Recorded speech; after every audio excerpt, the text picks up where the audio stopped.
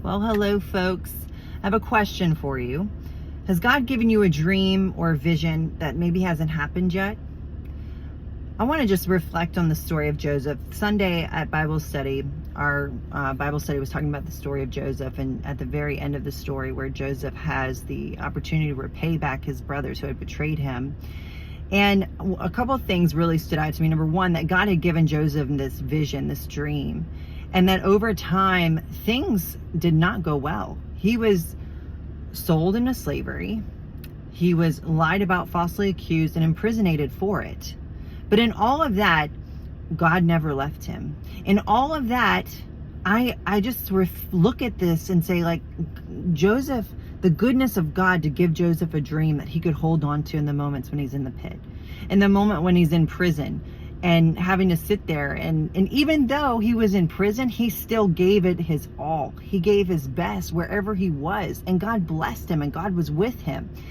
And so at the very end, when Joseph's brothers, they bowed down to him 3 different times, and 3 is the number of completion. After that 3rd time, Joseph has this shift in his heart, and because we don't know that Joseph planned to be merciful, but he does. He shows mercy, and what he realizes is that God used all these things to position him to be able to provide for his family, to provide for the very ones that betrayed him. He's like, and he tells them, God is the one who brought me here, not your betrayal, not what happened to me in prison. Like, God is the one.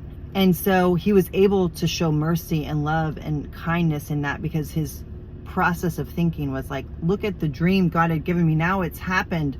And all of this was not for nothing. There was a purpose in my pain. Today, let me tell you, it might not look like what you think it should look like, what God had spoken over you, what God had showed you. But God is using everything to get you where he wants you to be. And if you surrender, if you just continue to put your best foot forward like Joseph did, he was a leader in prison. He was a leader over Potiphar's house. It's like everywhere he went, God was with him. And the same is true for us. We just got to keep going, keep pressing in, and the dream that God has given us, keep holding on to, because God, in his perfect timing, in his perfect way, he will bring it to fruition. God bless you. Have a wonderful day. And I hope these ministry minutes bless you. Bye.